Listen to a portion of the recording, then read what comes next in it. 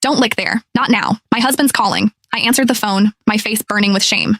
The husband on the other end of the line had no idea his beloved wife had another man's head between her thighs at that very moment. My name was Quinn Clark. I was 26 years old. I had a great figure and good looks, and I worked as a teacher at a private middle school. But underneath all of that, the truth was that I was just a wife who had been starved for a very long time. My husband, Garrett Weber, was getting older. His performance in the bedroom kept getting worse, and his interest in me was fading. He could not satisfy me anymore. Even when I wore my finest lingerie and paraded around in front of him, he could barely get hard. Every night, deep in the dark, I had to take care of my own needs. This kind of life left me aching with desire. I even started to fantasize about being pinned down by a strong man and taken roughly. I knew these fantasies were wrong. After all, I was a married woman with a husband. However, the longer this went on, the more my ridiculous thoughts grew. I could not stop them. Hence, I threw myself into my work instead. Then one day, I squeezed onto the morning rush hour subway as usual. The crowd pushed me into the corner. In all the chaos, I felt something hard press up against my backside from behind. It felt so sensitive. I knew exactly what it was. I wanted to move away, but the carriage was simply too packed. I could not move an inch. Instead, that thing pressing against me from the man behind only made my body feel weak and hot all over. As the train started and stopped, the motion kept shoving me against him. My full, round backside kept getting pushed open by his movements. The feeling of being touched like this in public embarrassed me to no end. What was worse, with each jolt, I could clearly feel the man behind me getting more excited. Why was this happening? Even through my pencil skirt, his heat made me so ashamed that I could barely stand it. My whole body went soft. With each of his movements, my face grew redder and redder. I had never been treated like this in such a public place. On top of that, I was a married woman. I had a husband. I was so embarrassed and angry that I was about to turn around and snap at him, but the moment I turned my head, I was so shocked that I could not speak. I actually knew this man who was pressing against me. He was the father of one of my students. His name was Leonard Johnston. I had seen him several times at parent-teacher conferences in school. The moment I realized that the man touching me on the subway was my student's father, I completely panicked. I had always been shy. If it had been a stranger, I could have put on a serious expression and scolded him for his behavior. However, in front of someone I knew, I had no idea what to do. I quickly turned back around in a panic. Yet to my surprise, this reaction of mine only made Leonard bolder.